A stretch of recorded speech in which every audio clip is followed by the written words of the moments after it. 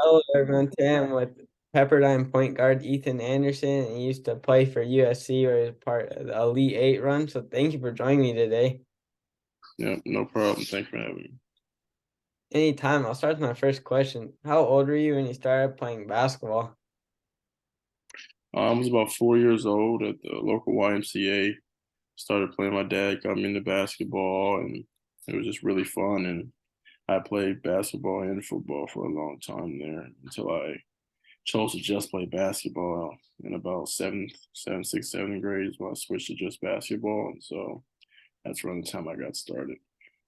So you started like basketball from a really young age, and then or you knew that was the sport you wanted to pursue, so then you just focused on that. Yep, exactly. Exactly. What was it like playing in March Madness and being a part of the USC team that went to the Elite Eight? Yeah, it was amazing. I mean, my my whole USC experience was amazing. Being from LA, I think my experience is even better than a lot of people's because, it's something different about going to one of the biggest schools in your area, especially when it's USC. And so I was able to go to Fairfax High School and then be able to play at USC. And so my college experience and all was great, but then going to March Madness it's even better just because it was something that I've always like made brackets in middle school and high school. And I mean, coming out of high school, I didn't ever really imagine myself being in March Madness, especially in Elite Eight. And so it's hard to picture yourself doing that coming from where I come from and just playing locally and then playing travel ball and stuff. But March Madness was an amazing experience. And I got to experience it with fans and during the COVID era. So I played with a lot of great players at USC. So that whole experience was amazing. It just you'd be surprised how many people actually watch it when you're playing and people texting you and sending you like that layup you said I had against Oregon and so many people posting it and it's amazing to see how many people watched all of the March Madness games from top to bottom. So that's a place I want to get back to at Pepperdine, but it's absolutely amazing. Wouldn't trade that experience for anything. Yeah, so it's just great. And like you mentioned, making brackets, like, and then you were one of the teams in those brackets, like, and getting to play for that and just experience like all the games you got to watch and then for like one of your hometown schools. Yep, exactly. It's amazing. Just all your friends and stuff watching you play in it and asking what they should do with their bracket because I'm playing it and all that. So it's definitely fun. Yeah, and then like that layup, like you mentioned, like how we were talking about that, because I remember it blew up on like social media. Yeah, exactly. Exactly. Bleacher Report and a lot of people were posting it. And so really in March Madness, every highlight play you get, it's pretty much gonna go viral. So that's the beauty of it. And it's just something that you prepare your whole life for without knowing that you're even preparing for it. Yeah, definitely. Did it feel different not having fans compared to when you played in it like with fans? Yeah, definitely. When you do have fans, every time you practice within the March Madness area, it's like an open practice, so fans can come to practice, and it's almost like it's a packed arena in practice, and so the whole vibe and the energy of the building is different. With COVID, nobody could come. The games, some people were able to come during the games in COVID. So when we played against Oregon, we played against Kansas, all those games, pretty much, it was able to have some fans, but not to the full capacity as it would be. And COVID regulations, people just weren't coming out of their house as much, and so they couldn't really pack the whole arena with people. But when we played Kansas, that was probably the most fans in Gonzaga. Kansas, they brought a lot of fans in there, and they had their chants and stuff going. But with fans, which I played in last year against Miami, it's different because the arena's packed, it's pretty almost sold out, and it's just so many eyes on you. It's pretty fun. Yeah, it's like when there's fans are everywhere, like they're staying around like the place that you are at, like during March Madness, and they watch like your practices and everything.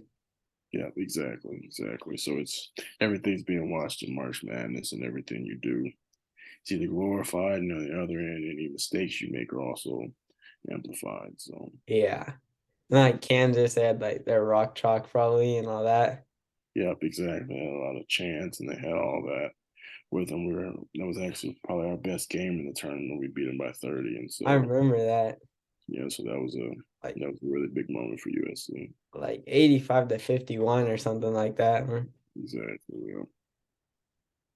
As you got farther along in the tournament, how did you handle the pressure for the big games? Yeah. Well, like I said, it's something I kind of been preparing for. But when you get to college and the more you play basketball, you really get an understanding of it's not really any pressure. Like in high school, before I got any scholarships, I was always worried about that, worried about the pressure of that. But what you really see at basketball, you take basketball for what it is. It's really just a game.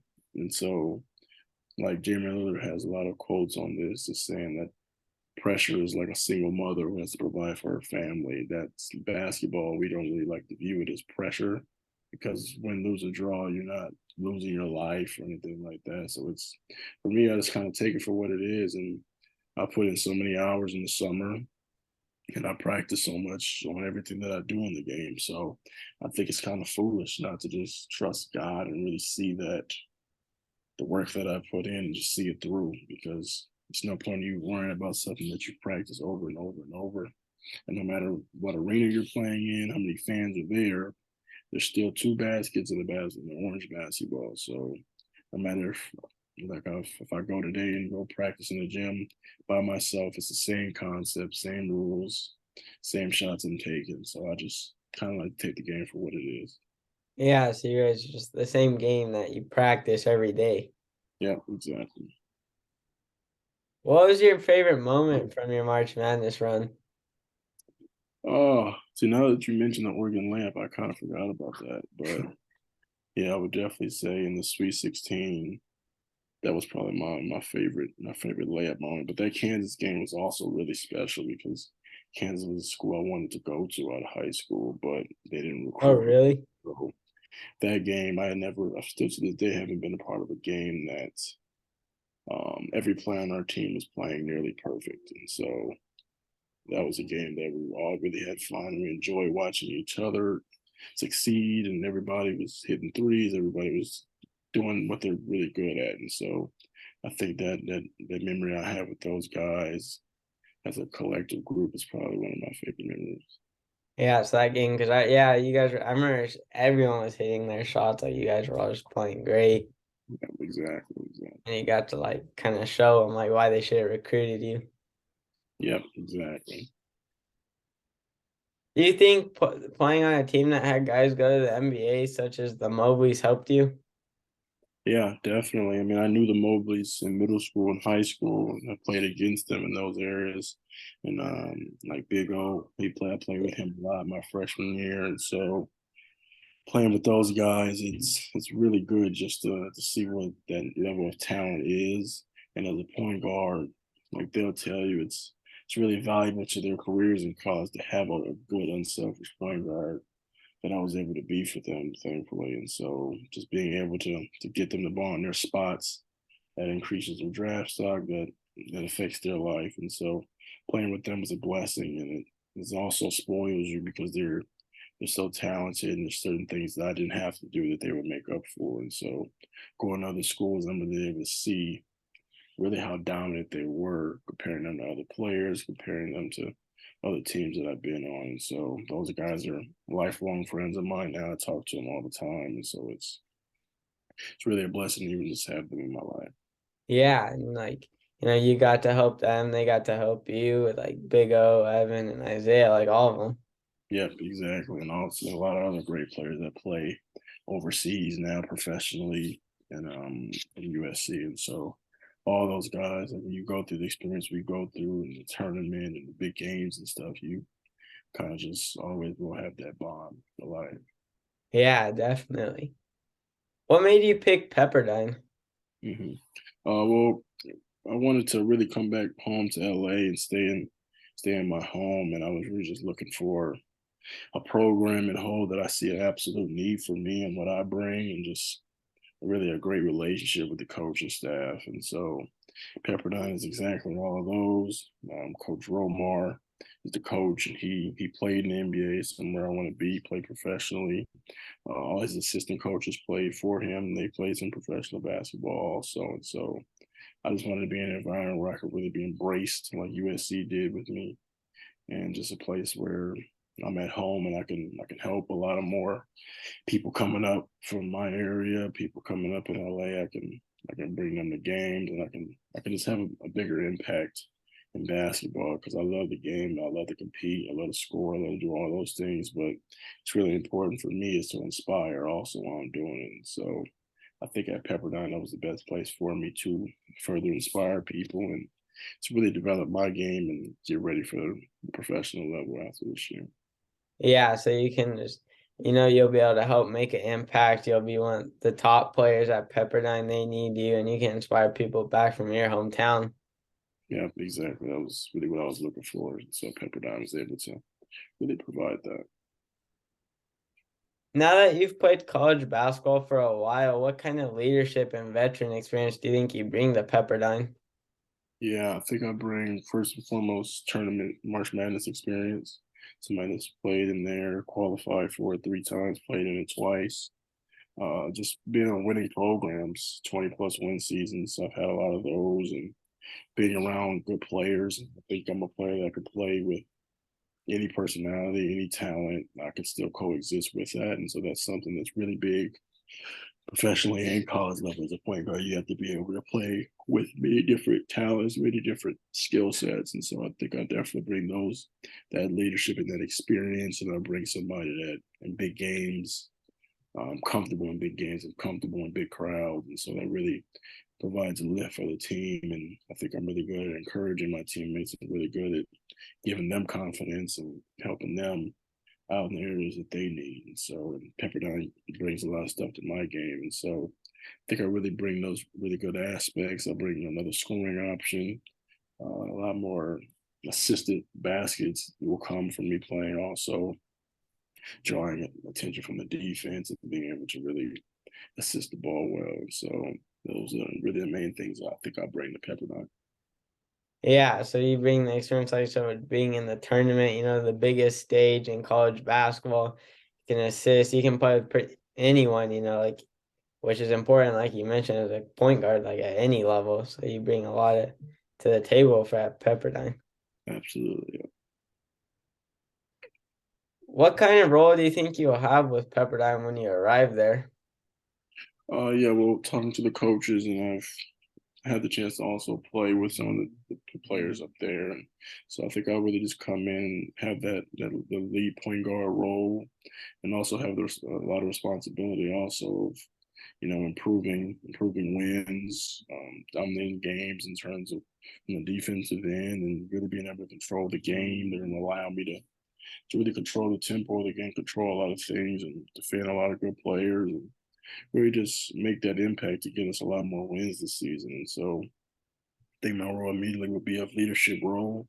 And they've conveyed to me, the players also, that they can really use that point guard leadership, somebody that's been there, done that. And so that's what I'm really looking to bring.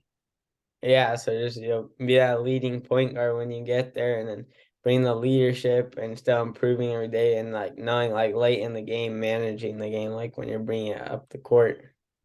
Yeah, exactly. Just be in that role of every team that needs that security. What do you think it'll be like getting to play Gonzaga at the Kennel?